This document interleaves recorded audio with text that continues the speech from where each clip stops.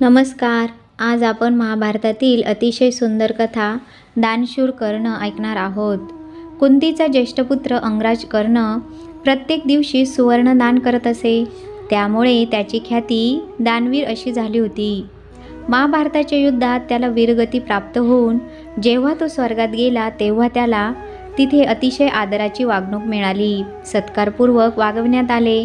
देवराज इंद्राने त्याचे स्वागत केले. सुवर्ण जडित महालात त्याची राहण्याची व्यवस्था केली गेली. त्या महालात सर्व वस्तू सोन्यापासून बनविलेल्या होत्या.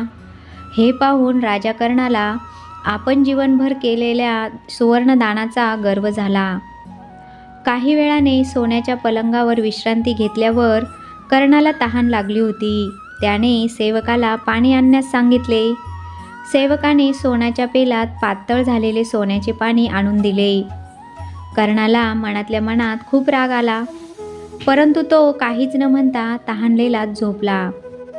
संध्याकाळी जेव्हा भोजनाची वेळ झाली तेव्हा सेवक सोन्याच्या ताटात सोन्याची पोळी, सोन्याची भाजी घेऊन आला. तेव्हा मात्र ते पाहून कर्ण संतापला. तो तातडीने देवराज इंद्राकडे गेला. त्याने त्रस्त होऊन इंद्राकडे तक्रार केली की इथे पाणी मागितले तर सोन्याचे आणि अन्नही सोन्याचे दिले जाते, असे का? देवराज इंद्राने उत्तर दिले, अहो अंगराज, स्वर्गलोकामधले प्राणी त्याच वस्तूंचा उपयोग करू शकतात ज्याने आपल्या जीवनकाळात त्या दान केल्या असतील.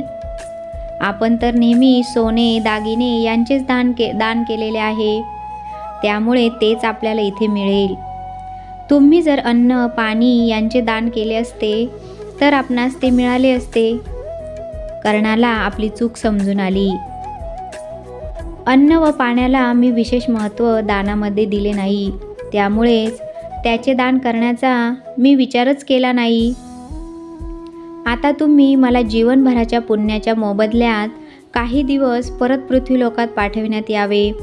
मला माझी चूक सुधारण्याची संधी द्यावी, अशी विनंती त्याने इंद्राकडे केली. इंद्रानेही त्याची ती विनंती मान्य केली आणि देवराज इंद्र यांनी 16 दिवस कर्णाला पृथ्वीवर पाठविले. कर्णाने त्या 16 दिवसात पृथ्वीवर राहून अन्न, पाणी व वस्त्रांचे दान केले आणि पुन्हा स्वर्गात आला. आता स्वर्गात त्याला कोणतेही कष्ट नव्हते.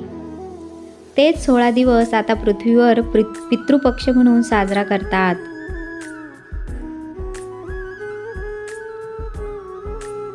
तात्पर्य: अन्न, पाणी, वस्त्र या मूलभूत गरजा आहेत. ज्यांना त्यांची गरज आहे अशा लोकांना ते दान केल्याने आपल्याला समाधान मिळते. सुखापेक्षा संतोष मोठा असतो आणि धनापेक्षा मोठी शक्ती असते. कथा आवडल्यास लाईक करा, शेअर करा आणि चॅनलला सबस्क्राईब करा. धन्यवाद.